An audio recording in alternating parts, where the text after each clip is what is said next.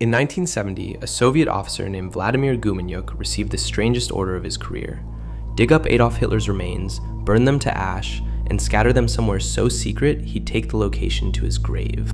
25 years after the Führer's death, the world's most hated corpse was finally getting its final resting place. But Hitler's posthumous journey was just one twisted tale in the graveyard of history's monsters. Because here's the thing about dictators. They spend their lives obsessing over legacy, monuments, eternal glory. Death has other plans. Let's start with a dictator who got exactly what he didn't want. Mao Zedong had spoken about cremation being the proper revolutionary practice, rejecting the old imperial traditions of elaborate tombs and mausoleums. Naturally, when Mao died in 1976, the party immediately ignored his wishes and built him the most garish mausoleum imaginable. Today, Chairman Mao lies embalmed in a crystal coffin in the dead center of Tiananmen Square, where millions of visitors file past his waxy remains every year. The man who killed tens of millions through famine and persecution now serves as one of Beijing's most popular tourist attractions. The embalming process was a complete shit show.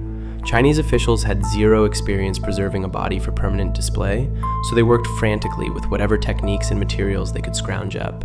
They had to bring in additional specialists just to fix his face. Even in death, the great helmsman couldn't escape bureaucratic chaos. But at least Mao has a body. Stalin got the full Soviet treatment, embalmed and displayed next to Lenin in Red Square for 8 whole years. Then in 1961, during Khrushchev's de-Stalinization campaign, party officials decided Stalin was bad for the brand and had him quietly removed from the mausoleum in the middle of the night. They buried him by the Kremlin wall with a simple bust. No fanfare, no ceremony, just a midnight eviction from the tomb he'd shared with Lenin. The man who orchestrated mass deportations, built the Gulag system, and murdered millions of his own people ended up with all the pomp of a garbage pickup. Hitler, meanwhile, achieved the opposite of immortality: total erasure. After shooting himself in his bunker, his bodyguards carried his corpse and Eva Braun's to the Chancellery garden, doused them in gasoline, and lit them up. The Soviets found what was left: some dental remains and charred bone fragments. For 25 years, those remains sat in a series of increasingly absurd hiding places. First, a forest in East Germany, then reburied, then moved again. The KGB treated Hitler's corpse like a hot potato nobody wanted to hold. Finally, in 1970, Soviet leadership decided enough was enough. They sent Gumenyuk and 2 other officers to dig up whatever was left, burn it again, and scatter the ashes somewhere in the Russian countryside. Gumenyuk crushed the bones, burned them to powder, and threw the ashes into a river whose location he refused to reveal for the rest of his life. The man who wanted to build a 1,000-year Reich ended up as anonymous dust in an unnamed Russian waterway.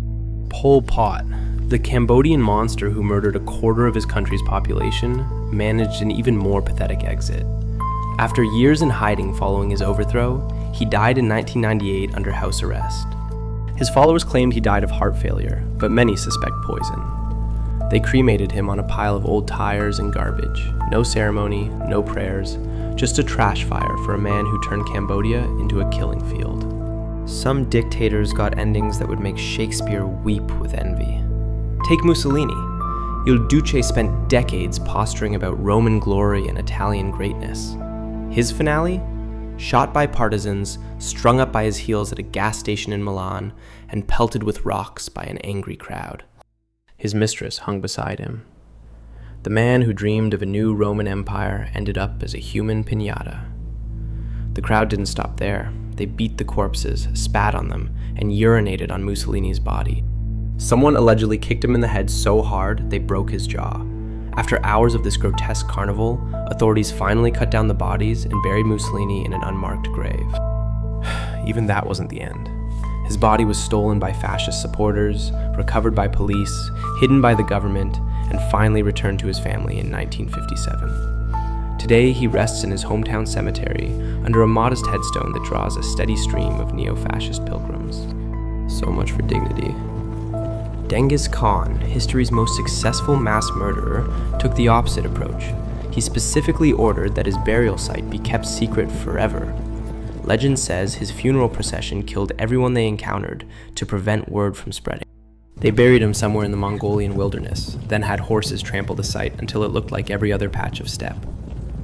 800 years later, archaeologists are still looking.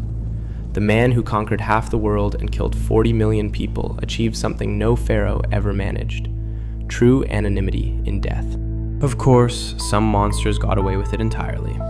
Emperor Hirohito, whose regime butchered millions across Asia, died peacefully in his palace in 1989 and received a state funeral attended by world leaders. His remains rest in the imperial mausoleum, honored as a divine ancestor. King Leopold II, who turned the Congo into his personal torture chamber and killed up to 10 million Africans, died in his bed in 1909 and was buried with full royal honors. His tomb still stands in Brussels, though protesters regularly splash it with red paint. Here's the dark irony. The dictators who cared most about their legacy often got the most ignoble endings, while those who flew under the radar kept their dignified graves. Hitler, who built monuments to himself across Europe, became anonymous ash. Mao, who wanted cremation, became a tourist attraction. Stalin got evicted from his own mausoleum. Maybe there's justice in that. Or maybe death is just the ultimate equalizer, turning emperors and peasants alike into the same handful of dust.